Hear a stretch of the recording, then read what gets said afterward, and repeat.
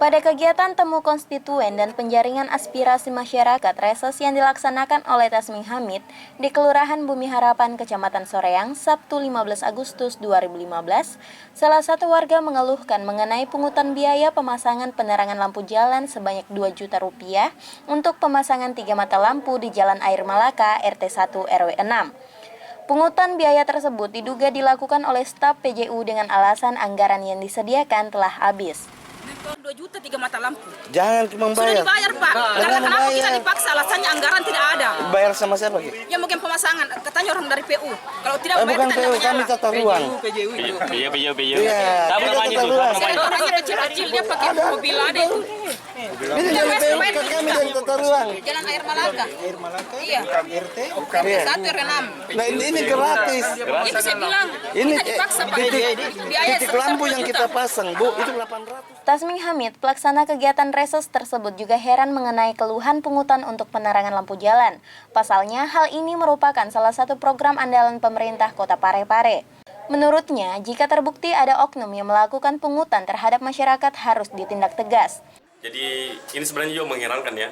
Jadi saya juga sebenarnya kaget kok ada pungutan untuk masyarakat, padahal itu kan harus ini kan program dari pemerintah terkait masalah lampu jalan. Ini jadi hanya memang sebenarnya kalau misalnya ada oknum yang bermain tentu harus ditindak tegas. Karena itu tidak boleh. Kenapa ini masyarakat kita ini APBD yang kita bahas di DPRD ini adalah peruntukan untuk masyarakat. Jadi ketika ada tarif yang diberikan kepada masyarakat ini ironis sekali. Ya. Tapi tentu ini juga kita belum bisa swing supaya tidak bias. Pertanyaan sekarang, apakah memang sebelumnya ini terjadi pungutan itu memang ada deal? Artinya begini, mungkin tiang itu misalnya dari luar dia beli, lantas dipasangkan itu. Nah itu yang jadi pertanyaan sebenarnya. Tapi kalau misalnya itu fasilitas pemerintah, lantas diminta tarif, nah ini sangat ironis jadi kalau begitu. Sementara itu, Sekretaris Dinas Tata Ruang Syahwarman mengatakan jika anggaran yang disediakan oleh pemerintah untuk tata ruang sekiranya 3 miliar rupiah dengan 835 tiang penerangan yang disediakan. Ia juga mengatakan jika Dinas Tata Ruang juga akan berencana untuk menambah anggaran sekiranya 2 miliar rupiah. Dan insya Allah ini, karena ini program unggulan Dinas Tata Kota yang menindaklanjuti daripada program andalan Bapak Wali Kota untuk memandikan cahaya Kota Parepare, sehingga program ini betul-betul dilaksanakan dengan sebaik mungkin, ya seperti itu.